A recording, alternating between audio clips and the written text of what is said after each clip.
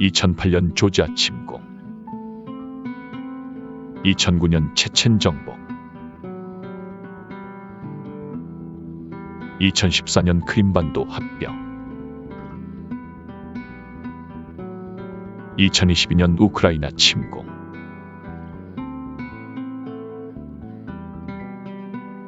현대사에서 러시아가 일으키고 주도한 전쟁은 한 가지 동일한 패턴이 있습니다. 그것은 바로 러시아는 항상 국제유가가 치솟았을 때 국제사회에서 야망을 드러냈다는 것입니다. 지금 보이는 표는 지난 50년간의 국제유가를 인플레이션 수치를 조정하여 환산한 그래프입니다. 1979년 소련의 아프가니스탄 침공, 2008년 조지아 침공, 2009년 체첸 정복, 2014년 크림반도 합병, 그리고 2022년 우크라이나 침공까지 러시아의 전쟁 패턴과 국제유가는 매우 뚜렷한 상관관계를 보이고 있으며, 이는 앞으로의 국제유가가 러시아의 다음 행보에 어떤 영향을 미칠 것인가를 예견하는 아주 중요한 지표라는 것을 의미합니다. 블라디미르 푸틴은 지난 20년간 단 하나의 목표, 러시아의 깊고 간절했던 열망만을 위해 달려왔습니다.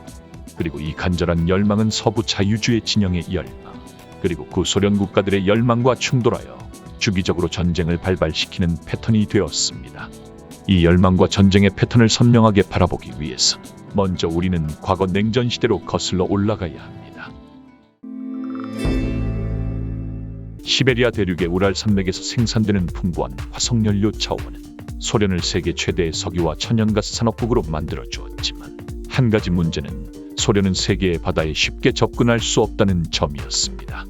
소련은 화석연료를 바다 넘어 전 세계로 수출하고 싶었지만 북극해 연안의 대부분 항구는 겨울에 얼어붙었기 때문에 소련은 발트해 연안, 흑해와 극동지방의 부동항을 통해서만 해양 운송이 가능했습니다.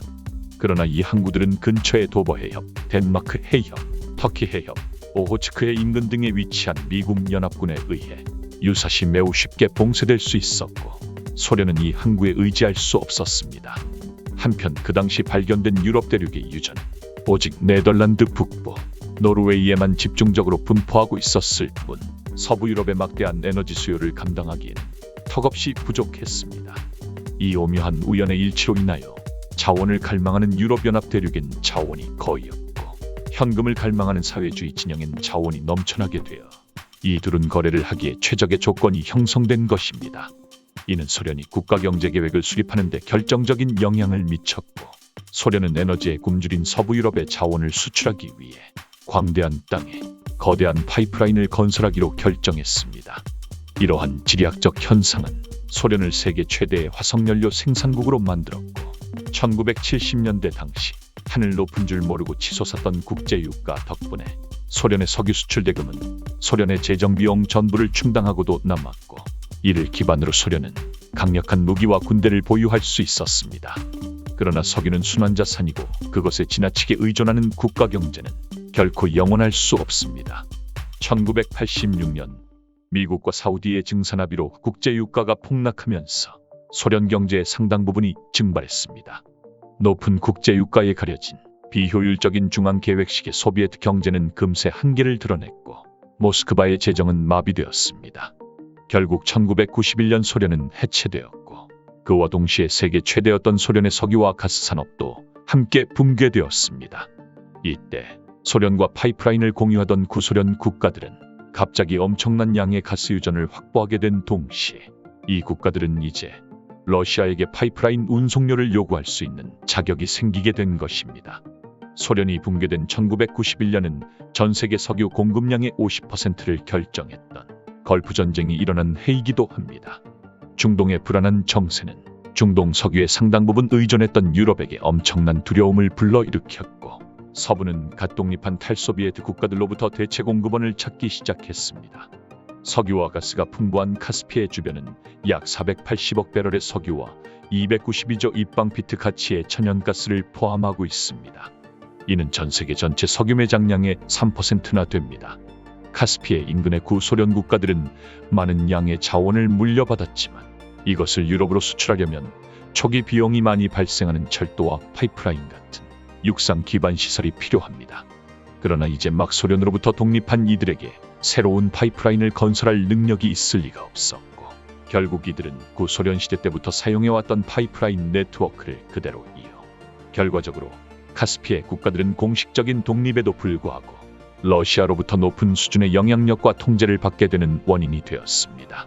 러시아는 이들이 러시아의 꼭두각시가 되기를 바랬고 최종적으로 유럽의 에너지 시장을 러시아가 독점함으로써 유럽이 러시아에 최대한 의존할 수밖에 없는 상황을 만드는 것이 모스크바의 최선이었습니다. 카스피해의 에너지 자원에 대한 서방의 열망, 러시아로부터 완전한 독립을 희망하는 카스피해 연안 국가들의 열망, 그리고 이를 막으려는 러시아의 열망. 이 세 가지 열망의 충돌은 지난 20년간 러시아가 일으킨 전쟁들을 관통하는 핵심입니다. 2006년 아제르바이잔은 서부의 에너지 회사들을 초청하여 카스피해 서쪽 유전으로부터 시작하여 조지아를 지나 터키의 세이안 항구로 연결되는 파이프라인을 완성시켰습니다.